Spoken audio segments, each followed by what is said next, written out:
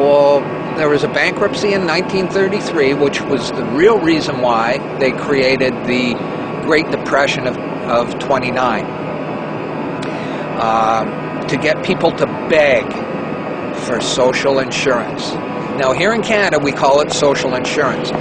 In the United States, they fought revolutionary wars and they fought civil wars, and they understood that security was a better word. It sounded better to the Americans, and so to sell it to the Americans, they called it social security.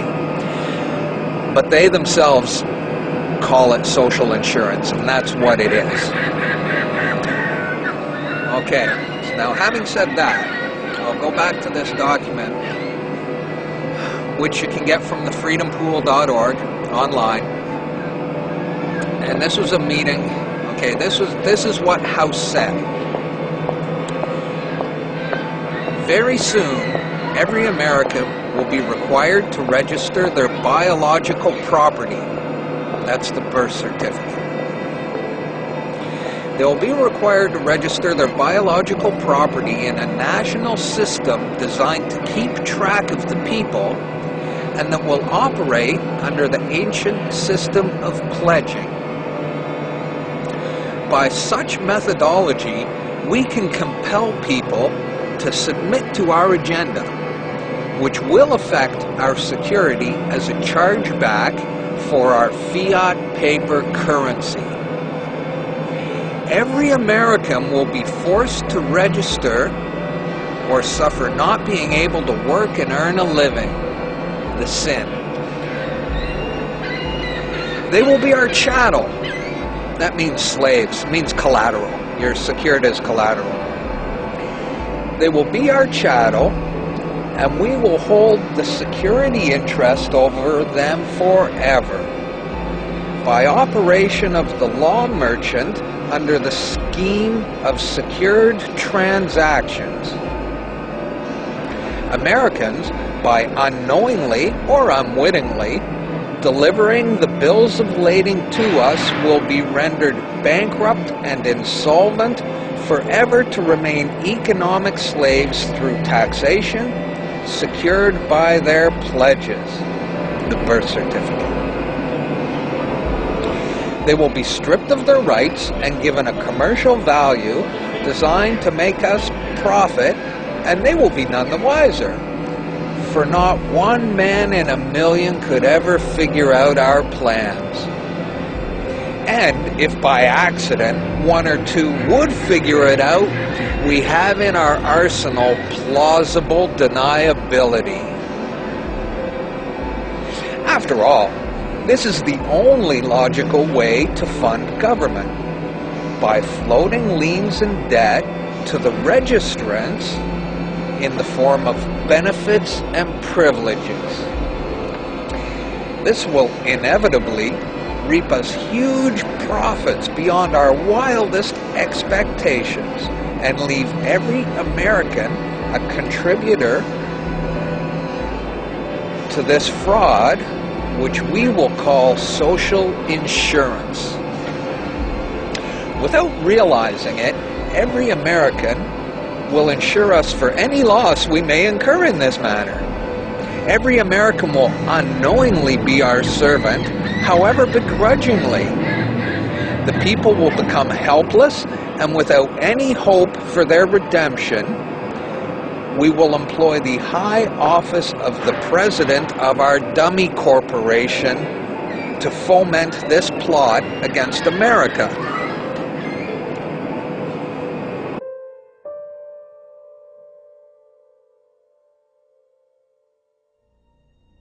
This is a certified true copy of my live statement of birth. You can get this by applying for it at the Registrar General. They'll give it to you. And it's very interesting, because this is where it all began. This is the foundation document. All identification is generated from this document.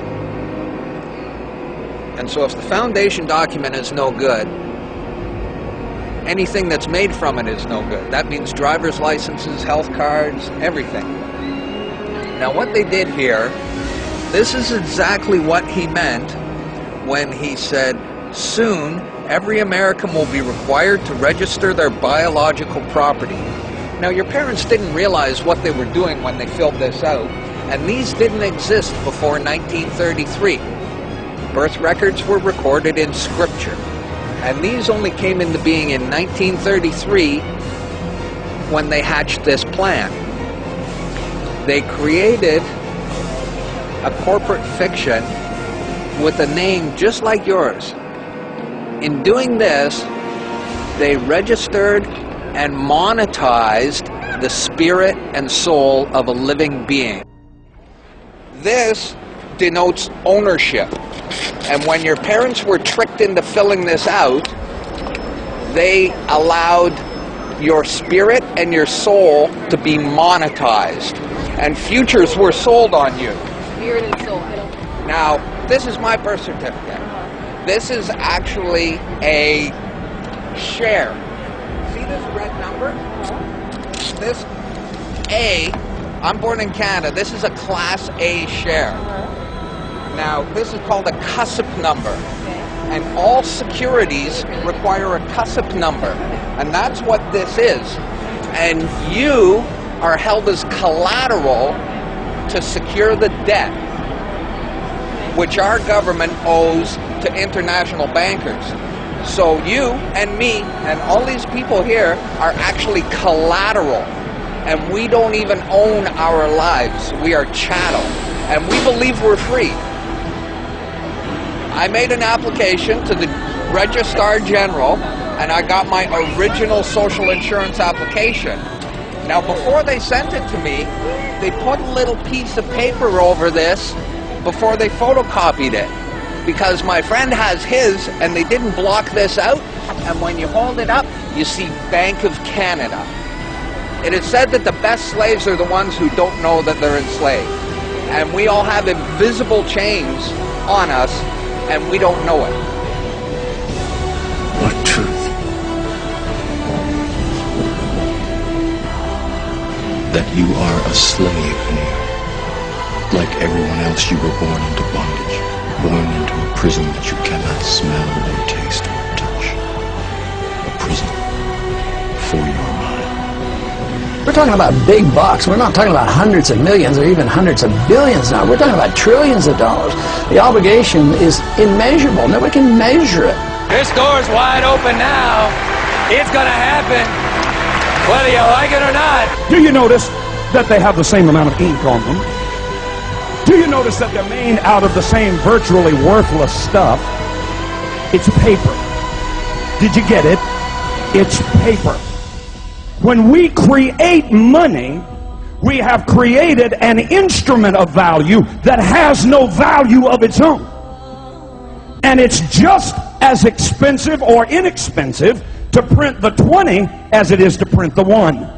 In January of 1913, in December of 1913, he signed the Federal Reserve Act, bringing the Federal Reserve System into place in America, and did what Thomas Jefferson said must never happen. He took the control of the money away from the people by taking it away from the Congress and gave it to a group of private individuals who have to pay taxes